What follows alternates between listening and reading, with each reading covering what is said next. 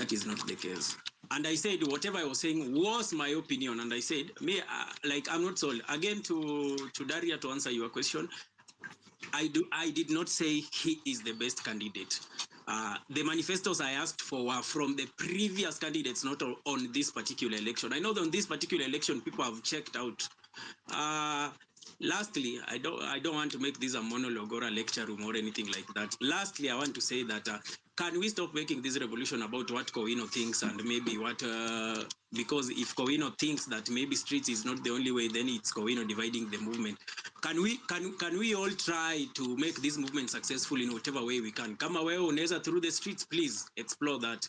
Kama mwingine anaweza through civic education, do that. Kama mwingine anataka kuvaa MP, do that. Like, just do what can make revolution successful. Siku tutakuwa tumetoa must go kwa kiti, tukuje to celebrate wote. Can we just make it about that? Because tangu tukuje hapa imekuwa tu like about Kowino thinks this, Kowino thinks that, Kowino thinks this, Kowino thinks that, Kowino is supporting Raila, Kowino is supporting whoever. So can we stop making it about Kowino? Ukifungua space for Fabish, come and tell people what we want people to do. Let those who agree with your side of the story, wenye wanataka maybe wafanye the streets way, waifanye the streets way. Sisi wenye tunafeel tunaweza ifanya maybe civic education way, tufanye. Wenye tunataka hata kuenda kwa space za usherati, watu waende. Like, let people do what can make the revolution successful in whichever way they can. So that is equal, like, we have to go the one way. If we go one way, maybe atuta make. If we explore all possible options, maybe that is the way we'll make it. But tuache kukastigate watu just because I think we should go this way. Fabish thinks that now maybe I'm a sellout. Just because Fabish thinks the other way. Fabish, like the other way you were saying here, the other day you were saying here that anaitwa aje, Joseph Boynet works at State House. He gives the name of people to be abducted. Now, if I even ask you today, if you know this information, you should be alerting those people that are going to be abducted, because it means you know those people that are usually going to be abducted. Will you be a sellout now? Because if you have that sort of information in Amanisha, you have a very good source of information that in Afata equal alert, tomorrow Daria will be abducted. Now you tell Daria, they are coming for you. Have you ever done that? So let us not even castigate each other. Let's just do any possible way a revolution. Because everyone has their own source of intel. Now imagine your type of intel is straight from State House, that Joseph Boynet, former police IG, is working there and giving DCI and Kina Faruki Bet information ya kukidnap watu. If you can learn that sort of information, it means you can know who is going to be abducted even before they are abducted. Now, instead of maybe saying to form military to stop abductions, we can alert those people that are going to be abducted before they are abducted. We can go that way. This revolution will be successful in whichever way. So kila mtu afuate tu route yake, bora tuna fight for the same cause. I want Ruto out, you want Ruto out. Mambo na Raila, sawa, let Raila fail sasa. Nimegundua maybe when he fails, it will favor us even more. I've realized that. So I'm not in his bandwagon. Maybe nimebuy hiyo idea yenu. Maybe akianguka hiyo kiti, it will be good for Africa and good for Kenya. Thank you. Fabish, allow me to kick in. Fabish, just 1 second. Just 2 minutes. Kowino, thank you so much for that. And really, Joe, because I'm just here for like 5 minutes, then I'll be back after 1 hour. This is what I wanted to ask the listeners. If I use the enemy's hand to catch the snake, does that make me a bad person? You know, can we all agree that we have the same motive, and our motive or end goal is to get rid of Ruto? See, the end sometimes does not justify the means. So we have to put that at the back of our mind. That's why I would always support anyone who is of the same opinion that we need to get Ruto out.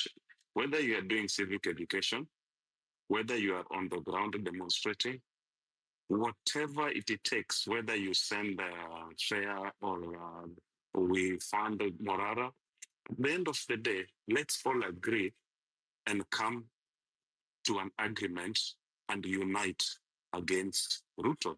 If we can do this, then I think we can win this fight easily. Also, let's allow anyone to speak their mind. And Kowino, I like the part where you say that we should never underestimate the followers of Raila. Let's be realistic. Raila has a lot of followers. That's why I asked someone yesterday, and I asked them a very simple question, like, assuming The finance bill that was rejected on 25th June was brought in today as we speak with Raila in the government. What do you think would have happened differently? As much as we are saying that most of the demonstrators were organic, we have to also give credit a little bit that there is one guy in Kenya who has the monopoly of violence. And this guy has a lot of brigade. And we would always love Fabish to listen to his followers and try to convince them otherwise.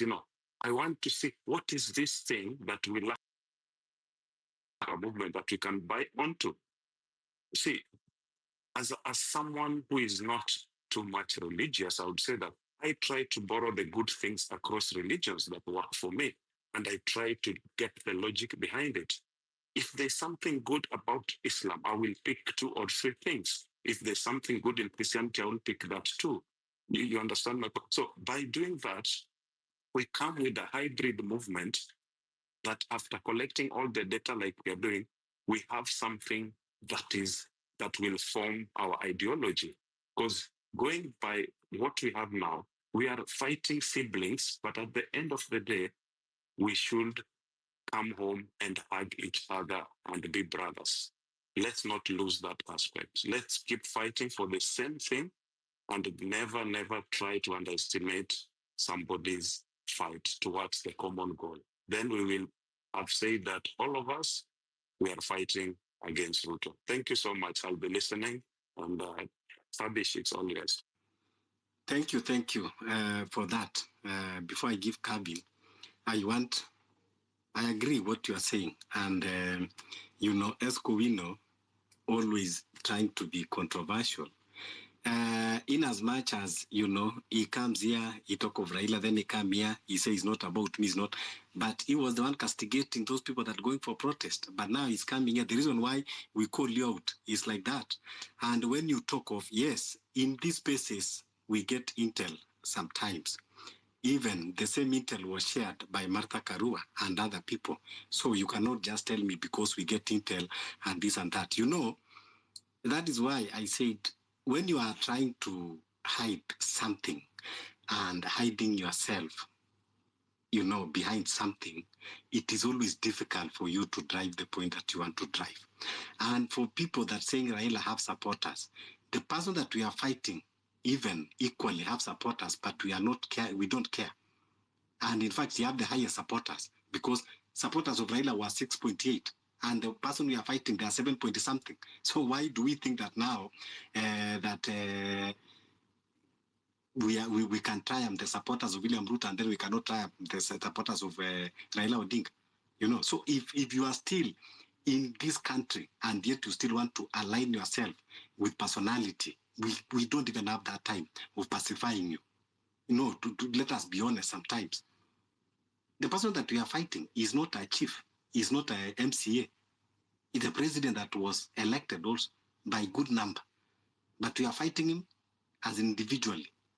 The supporters are getting to align themselves with the situation that is happening in the country. So if Ruto supporters are understanding what is happening in the country and staying aside, why would it be difficult for Raila supporters also to understand what is happening in the country and know that it is not about Raila, it is about them and their country? So we should stop seeing Raila as a demigod or as a kind of, like people who are saying Raila is a spirit or Raila is a ghost or whatever he is. He has supporters. For what now? What are you supporting for? People now need to support their lives and their children. Yeah, Calvin. Okay, thank you very much, Bwana Fabicho and members. Good evening. Yeah, good evening to you. Yes, first of all, I feel very much disappointed the way we are making our speech because our speech is somehow is not helping this nation. We are here to help this nation. When I heard the speech of my brother Koweno talking about Raila as followers. I don't disagree with him on that, but I agree that just follow us. But right now, what is disturbing our brain is this country. Where will this country go to? Because if we want to hang on somebody's coat, and that somebody is also there fighting to get something which we know, all of us, we can't put our brain there. Number one, all of us, we must now combine our brains and we must find what is this country need of. We are in need of justice. We are in need of equitable share. We are in need of our better lives.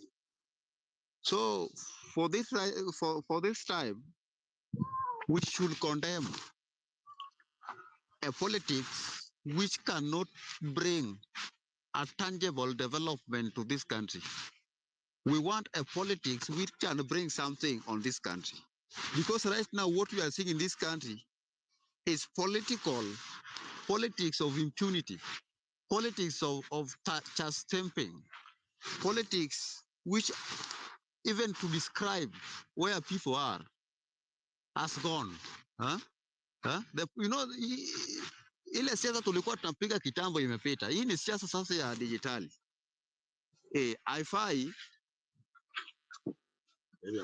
Haifai tunapiga siasa ambayo haiwezi leta maendeleo. We need politics of development. So Mr. Koweno, please, I know nimejua nimekuchokoza, lakini let us talk reality. We are not here to hang on Raila's coat. We are not here to hang on Ruto's coat. We are here to hang on our constitution of this Republic of Kenya. That is what we want to hang on. Because we have seen these leaders are really failures. They're really failures. They have their own personal interests. They don't want development. Because when I compare the notes which Raila talked the other time, you compare the notes with the speech now he's delivering the right at this time, it's very different. So it tells you that these are the just same. We call it the birds of the same feathers. They're just flocking together. So we cannot hang our coats on those people. So what I can say is this: if you have not arranged yourself, these people on these spaces, if you have not arranged yourself, go and arrange yourself. We don't have candidates right now who is going to vie for the president. Put that your candidate on a table. Second to that, we want our constitution, constitution ought to be our constitution ought to be followed. Not the constitution which is favored some people. We want our constitution to be given respect. That is the problem we are facing in this country. So I ask all of you, wacheni kufuata watu. Kaeni na akili yenu vile mko na akili yenu. Hii Kenya tumechoka na hii Kenya sana. Hata Kenya hii kama ningebadilishwa ID, ningetoka kwa hii Kenya, ningeenda kwa nchi fulani. Kwa maana ID yangu ilivyoandikwa Kenya, itabidi nikae kwa Kenya. Lakini tukae watu ambao wanajua demokrasia ni nini. What is democracy? Democracy is not about somebody. Democracy is the will of people. You do what you desire. But hakuna haja ya kujipambe na yale ambayo haiwezi kutusaidia. Kama mnataka kuorganize military, hiyo ni haki yenu. Lakini unaorganize kwa wale ambao wanakudefend. Lakini it is your right in the constitution that the government must give you a protection when you are demonstrating. It is in the constitution of Kenya. Sio asiana wanada kidnap tena. That is illegal. So that is my point. Nikikosea mtu nimeomba msamaha, lakini sijaona nimekosea mtu. Hata Mungu ameona nimesema tu ukweli. Asanteni sana.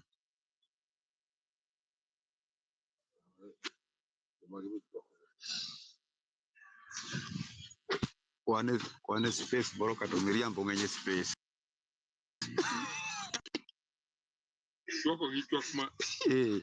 Pesa nyolo yomiria mbongenye.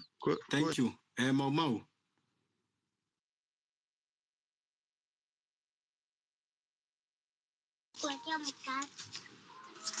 Yes, good evening, Fabish and everyone. I'm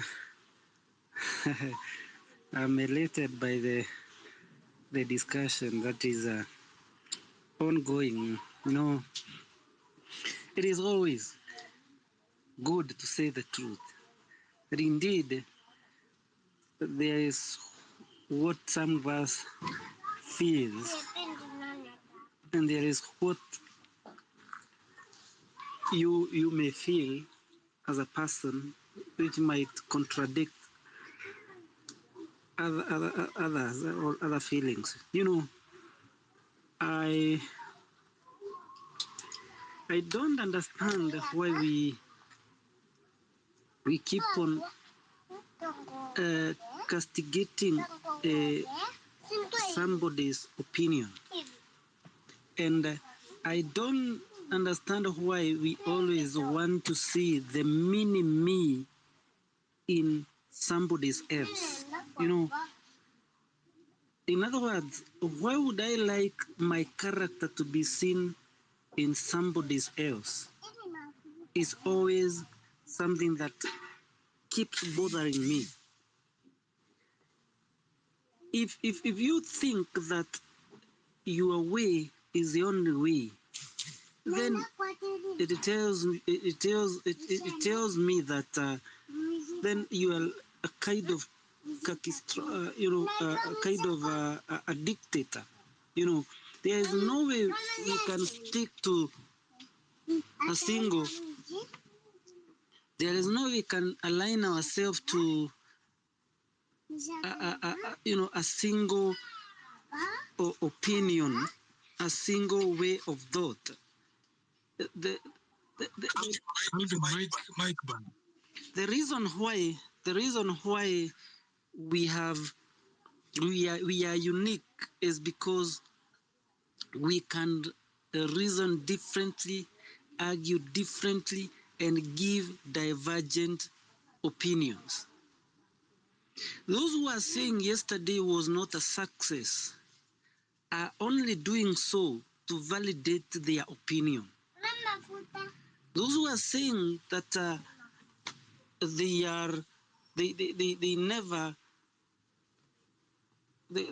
we should not call for maandamano, I don't think they are genuine in their call. Why yesterday was indeed a success. For those who are around, they saw the tension that was there. The reason why even Mr. Ruto had to act the way he's now acting is because of the push by the general citizenry. We keep on calling for accountability, maandamano, either on the street, on Twitter, on Facebook, and even in the courts of law. And as you can understand, as we speak, there are several cases that are in court that has been sponsored by some of us who are still on these spaces. So we have to, and this is what I always keep on advocating, that let's continue pushing for this one singular goal, that we want good leadership.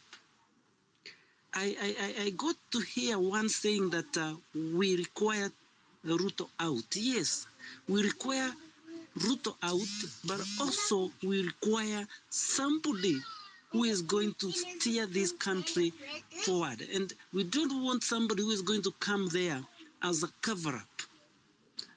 The reason why I've been always against Gachagua, Uhuru, and the ideologies, and the reason why I was so much perturbed and disturbed by the behavior and action of the people of Embu last weekend is because they are so gullible to be duped that what was happening to Gachagua is genuine.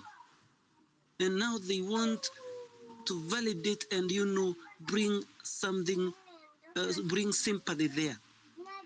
I also saw them applauding the former president, who to me lied to Kenyans, and still Kenyans don't learn. I said here, if he was genuinely supporting Raila, he was supposed, and if genuinely if genuinely knew that Raila was the best person, he was supposed to sponsor a candidate in Central Kenya, a candidate who is going to get vote. Central Kenya and Mount Kenya in general was Ruto's stronghold. Any vote that could have gone to any other candidate was weakening Ruto. So if he was to do that, definitely Raila could have won. And you saw the margin with which Ruto won with. So Uhuru never supported Raila directly. He was doing so, he was supporting Ruto indirectly. Number two, and I come from Mount Kenya, I'm telling you that there is no way, and I state this with a lot of affirmation and conviction, that there is no way Kenyans from that region will ever again wait to be given direction. The people of Mount Kenya want to preserve their interest, and their interest is in business. Having said so, there is no reason as to why Mlima or people from Mount Kenya would like to follow anybody who is leading them to somebody who is going not to consider the so many atrocities that happened in previous regimes. We are talking of the killings. We are talking of the lootings from Moi, Kibaki, Uhuru, and now the current regime. Looting happening right, left, center. Killings happening from our children to our women. You could see all manner of evils happening, but that is secondary to the ruling class. And that is why, as we fight and look for somebody who will steer us after this debacle or shenaniganism that we have, we need somebody who is going to bite the bullet and hold all those who have been ahead of him or her accountable. Because it is only that we are going to get our Kenya in the right direction. I am afraid because that can only happen through a revolution, because the candidates that we keep on giving or presenting unto ourselves don't don't qualify to those standards that they can be able to hold the politicians and the leaders that have been ahead of them accountable. Always, every time there is an election, you saw during the transition of Kibaki to Uhuru, there were some dubious other deals. And eventually we got to learn that the election was stolen. Look at now what happened during the transition of Uhuru to Ruto. Again, similar thing. Similar thing. So what am I saying?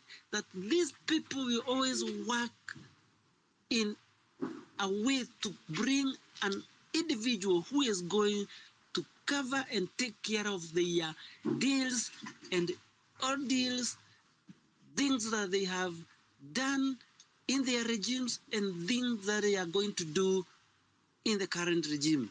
So, fellow Kenyans, we have to be very observant, alert, vigilant as we ventilate this important matter ahead of us, and as we, interview the right candidate who is going to take the mantle after we get rid with Ruto. We need somebody who is above board.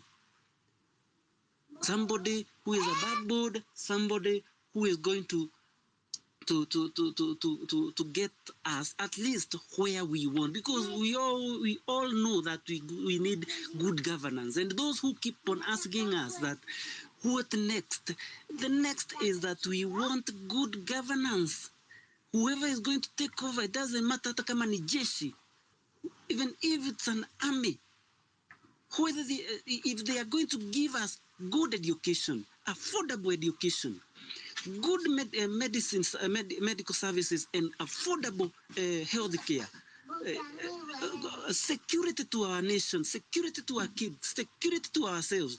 As long as we are going to get that particular person, then we are good to go. But if we keep on circumnavigating around the same aspect of things that are bedeviling us as a nation, and still get glued to our kingsmen, then and tribesmen, then we'll go nowhere. I will attack anybody who is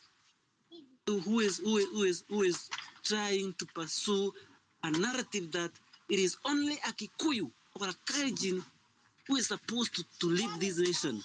I always attack that we require a kingship or a kingmaker.